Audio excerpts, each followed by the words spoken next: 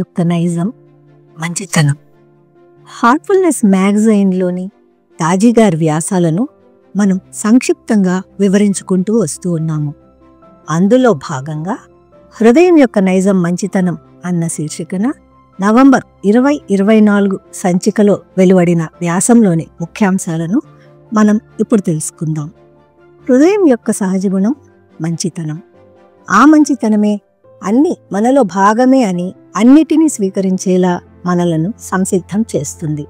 అందువలన ఏది జరిగినా అది మన అందరికీ వర్తిస్తుంది అంటారు దాజీ. హృదయం యొక్క సహజ గుణం అయిన మంచితనం గురించిన తన భావాలను వ్యాస రూపంలో దాజీ ఇలా మనతో పంచుకున్నారు. హృదయంలో అంతర్గతంగా ఉండే మంచితనానికి మద్దతుగా కొన్ని అభ్యాసాలను కూడా ఆయన సూచిస్తున్నారు. మన అందరిలోనూ అంతర్గతంగా ఎంతో కొంత మంచితనం దాగి ఉంటుంది. ఎవరైనా నీ పేరు ఏమిటి అని అడిగినప్పుడు అప్రయత్నంగానే మన పేరు ఎలా చెబుతామో అలాగే మనలో ఉన్న మంచితనం సందర్భానుసారంగా సహజంగానే బయటకు వస్తూ ఉంటుంది. మనసు ప్రశాంతంగా ఉన్నప్పుడు హృదయం అసంకల్పితంగానే సృష్టికి ప్రతిస్పందిస్తుంది. అయితే హృదయం చేసే కార్యంలో మనసు ప్రమేయం కనుక ఉంటే ఆ చేసే కార్యం సంక్లిష్టంగా మారుతుంది. పరిణతి చెందిన మనస్సు హృదయంతో సమశృతిలో ఉంటుంది. అప్పుడు మన మనస్సాక్షి స్పష్టంగా ఉండి మనలోని మంచితనం సహజంగానే బహిర్గతం అవుతుంది. జీవితంలో అందరికీ కుటుంబం, సమాజం, చివరకు ప్రపంచం పట్ల కూడా కొన్ని బాధ్యతలు ఉంటాయి. వాటి నిర్వహణకు మన మనస్సులను ప్రశాంతపరచుకోవడం ద్వారా హృదయాలను సన్నద్ధం చేసుకోవాలి. దీనికి ధ్యానం ఎంతో తోడ్పడుతుంది అంటారు దాజీ. ధ్యాన మనస్సు హృదయాలలో అంతర్దృష్టి ఉద్భవించడానికి తోడ్పడుతుంది. హృదయం నుండి లభించే ప్రేరణ మన యొక్క పరిణామానికి సహాయపడుతుంది. ధ్యానం ఈ పరిణామగతిని మరింత వేగవంతం చేస్తుంది. ఫలితంగా మనం మరింత బాధ్యతాయుతమైన వ్యక్తులుగా రూపాంతరం చెందుతాము.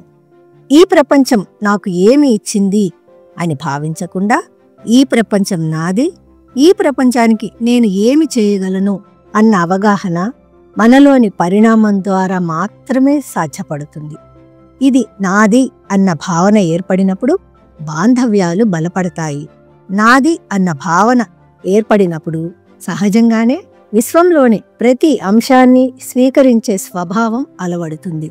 ఫలితంగా ఏది జరిగినా అది అందరి కోసమే అన్న ఒక అంతర్దృష్టి ఏర్పడుతుంది. ప్రతి ఒక్కరి హృదయంలోనూ అంతర్గతంగా ఉండే మంచితనాన్ని గుర్తించడం, అంగీకరించడం, క్షమాగుణం అలవర్చుకోవడంలో తోడ్పడుతుంది. ప్రతి ఒక్కటి నాదే, నా వద్ద ఉన్నది అందరిది అన్న భావన ఏర్పడుతుంది. అందువలన ఏది జరిగినా మన అందరి కోసమే అన్న భావన ఏర్పడుతుంది. ఈ భావన మనమందరం కలిసి మన సమిష్టి విధిని రూపొందించడంలో తోడ్పడుతుంది. మన అందరి హృదయాలలో అంతర్గతంగా ఉండే మంచితనానికి మద్దతుగా దాజీ కొన్ని అభ్యాసాలను సూచిస్తూ ఉన్నారు.